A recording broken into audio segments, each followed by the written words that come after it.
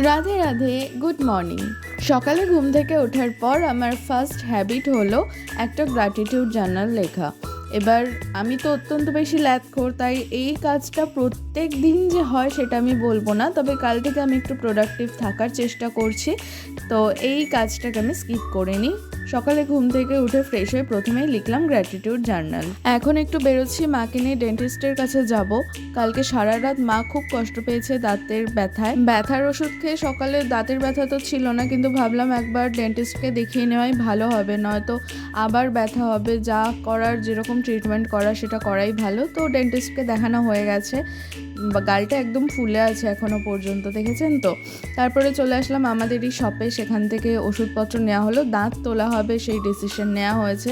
তারপরে মাকে নিয়ে আবার চলে গেলাম চোখের ডাক্তার দেখাতে, যদি পাওয়ার চেঞ্জ হয় সেই জন্য। তারপরে আবার নিয়ে গেছিলাম একজন জেনারেল ফিজিশিয়ানের কাছে, কারণ ভাবলাম সেই যখন বেরোতে পেরেছি মাকে নিয়ে, আজকে সমস্ত কিছু চেক করিয়ে নেওয়াই ভালো হবে। তো তারপরেও বাজারে অনেক কিছু জিনিসপত্র কিনেছি যেগুলো আর ভিডিও করা সম্ভব হয়নি। তারপর বাড়িতে ফিরলাম ওই 2-2:30 নাগাদ। তো আজকে তো রান্না হয়নি কিছু বাড়িতে।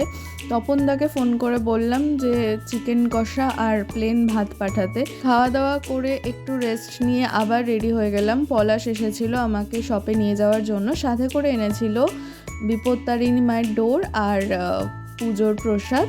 ছোটোবেলা থেকেই বিপত্তারিণী পুজোর ডোর পড়তে আমার ভীষণ ভালো লাগে, কেন জানি না।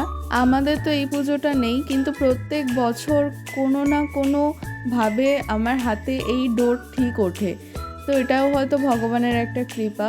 খুব ভক্তি সহকারে আমি ডোরটা পড়লাম। তারপরে আবার পলাশের সাথে চলে গেলাম শপে। আজকে সারাটা দিন প্রচণ্ড ব্যস্ততার সাথেই কেটেছে, সেই জন্য প্রত্যেকটা মুহূর্তের ভিডিও ক্লিপ তো নেওয়া পসিবল হয়নি।